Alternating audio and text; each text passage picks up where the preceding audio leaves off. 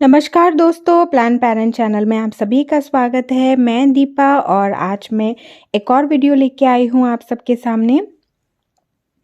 तो दोस्तों आज मैं बात करने वाली हूँ बहुत ही प्यारी, जो बहुत देर तक खिलने वाली फूल, विंटर की बहुत ही खूबसूरत परमानेंट प्लांट के बारे में आज मैं बात करने वाली हूँ, जो है ये कलानकोई की प्लांट।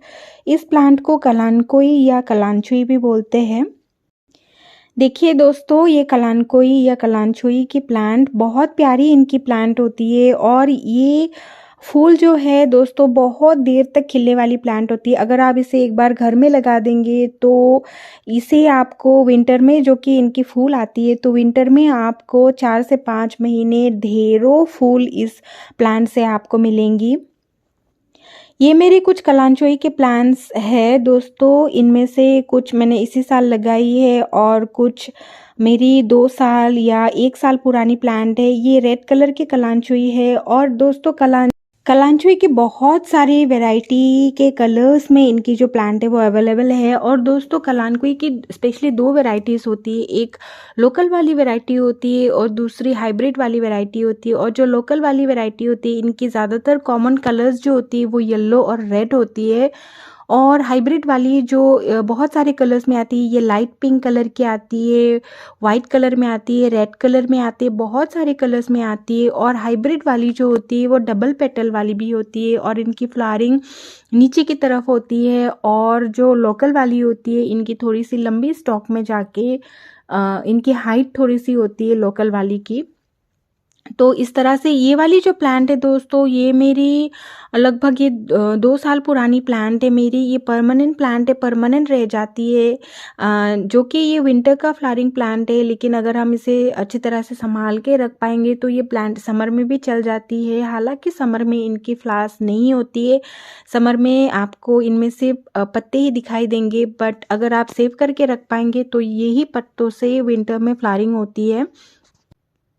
ये वाली प्लांट जो है इसे मैंने इसी साल लगाई है। और ये वाली दूसरी वाली पॉट में जो है, ये वाली पिछली साल की मेरी प्लांट है।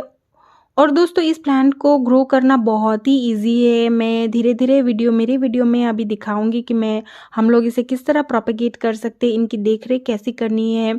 इन सारी बातों के बारे में आज मैं शेयर करने वाली हूँ। तो अगर आपने अभी तक मेरे चैनल को सब्सक्राइब नहीं किया है तो प्लीज़ मेरे चैनल को सब्सक्राइब कर लीजिएगा और बेल आइकन को दबाना ना भूलिए, ताकि आपको मेरी आने वाली वीडियोज़ की नोटिफिकेशन मिले।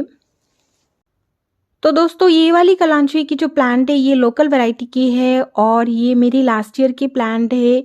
ये वाली हाइब्रिड वैरायटी की है जो लास्ट ईयर की प्लांट है। और ये वाली जो प्लांट है ये 2 साल पुरानी मेरी प्लांट है। इनकी हाइट भी आप चेक कीजिए और इस तरह इनकी टहनियाँ फैल चुकी है, बहुत लंबी हो चुकी है। कलानकोई की एक और जो खासियत वो ये है दोस्तों कि ये बहुत छोटी से छोटी कंटेनर में ग्रो होती है। देखिए आप, ये 2 साल से मैंने इसकी रिपोर्टिंग नहीं की है, 2 साल से मैंने इसको कुछ भी नहीं किया है। तो इस तरह से ये छोटी कंटेनर में, लगभग ये 6 इंच की डीप कंटेनर है, इसमें थोड़े से टेंगल हार्ट भी इसमें लगे हुए हैं। तो ये बहुत छोटी से छोटी कंटेनर में ग्रो होने वाली प्लांट है। इस प्लांट को अगर आप लगाते हैं तो उतनी ज़्यादा कंटेनर भी आपको खरीदने की ज़रूरत नहीं है। देखिए ये वाली भी बहुत छोटी कंटेनर में, ये लास्ट ईयर की प्लांट है, बहुत प्यारी इनमें इस तरह ग्रो होती है। दोस्तों इनमें फ्लावर सिर्फ विंटर को ही होती है, विंटर में ही इसकी हमें जो फ्लावरिंग है वो मिलती है। अक्टूबर नवंबर से इनकी फ्लावरिंग स्टार्ट होती है, फरवरी मार्च तक इनमें भरपूर फ्लावरिंग होती रहती है। एक के बाद एक इनमें फ्लावर्स आती रहती है, बंचेस में इनकी फ्लावर्स आती रहती है, बहुत प्यारी लगती है। सनलाइट की बात अगर हम करें तो इस प्लांट को 2 से 3 घंटे की सनलाइट काफ़ी होती है। इस प्लांट को ज़्यादा सनलाइट नहीं चाहिए होती है। ज़्यादा सन में रखने से इस प्लांट की जो लीव्स है वो जल जाते हैं, इस प्लांट की जो फूल है वो सूख जाते हैं, ख़राब हो जाते हैं। तो इस प्लांट को आप सिर्फ सवेरे वाली जो नरम धूप है, 2 से 3 घंटे की धूप में ही आप रखिए। ज़्यादा तेज़ धूप से इस प्लांट को आप बचाइए। और दोस्तों सॉइल कंपोजिशन के बारे में अगर हम बात करें तो ये एक सकुलेंट वैरायटी के प्लांट है। सकुलेंट जैसी इनकी जो प्लांट है वो थोड़े से सकुलेंट टाइप की है। तो इस प्लांट को आप इस प्लांट की जो सॉइल है उसे आप बहुत ही वेल ड्रेन रखिए। इस प्लांट की जो मिट्टी है वो इजीली ड्रेन आउट होनी चाहिए, इनके पानी इनमें रुकना नहीं चाहिए। बहुत ही मॉइस्ट और वेल ड्रेनिंग सॉइल की ज़रूरत है। तो इसके लिए आप कंपोजिशन लीजिए, एक हिस्सा गार्डन सॉइल का, एक हिस्सा सैंड का और एक हिस्सा खाद का आप लीजिए। और थोड़े से हल्दी पाउडर या कोई भी फंजीसाइड आप मिला के लगा सकते हैं, या फिर आप ऑर्गेनिक हल्दी पाउडर भी इसमें मिक्स करके लगा सकते हैं इनकी सॉइल में। दोस्तों इस प्लांट को आप बिल्कुल भी ओवर वाटरिंग ना करें। ओवर वाटरिंग से इनके जो रूट्स है इनमें फंगस लगने के चांसेस है और ओवर वाटरिंग से ये प्लांट मर जाती है। आप ध्यान रखिए कि इनमें आप पानी तभी दें जब आप देखें कि इनकी टॉप लेयर पूरी तरह सूख चुकी हो, तभी आप इसमें पानी दें। दोस्तों इस प्लांट की जो फूल है वो बहुत देर तक बनी रहती है। देखिए ये वाली जो स्टॉक में फ्लावर्स आई है ये लगभग 1.5 महीने से मेरे इसमें ये इस तरह की फ्लावरिंग होती रही और अभी तक इनकी जो फ्लावर्स है वो अच्छी तरह से इनमें ये फ्लावरिंग हो रही है। बहुत देर तक इनमें फ्लावरिंग होती है। तो ये एक रीज़न है कलांचुई को आपको लगाने का। प्रोपगेशन की अगर हम बात करें दोस्तों तो इस प्लांट को प्रोपगेट करना बहुत इजी है। ये प्लांट 2 मेथड से प्रोपगेट हो जाती है। पहली मेथड तो है ये लीव से बहुत इजीली प्रोपगेट हो जाती है। ये पत्तों से ही प्रोपगेट हो जाती है। एक सिंगल पत्ते से ही हम इसकी बहुत सारी प्लांट्स बना सकते हैं। और दूसरा जो मेथड है दोस्तों वो है इनकी स्टेम कटिंग। आप 4-5 इंच की थोड़ी सी हेल्दी वाली जो स्टेम है वो लेके आप इस प्लांट को प्रोपगेट कर सकते हैं और बहुत सारे प्लांट्स बना सकते हैं। तो दोस्तों मैं दिखाती हूँ कि हम इस प्लांट की प्रोपगेशन किस तरह से कर सकते हैं।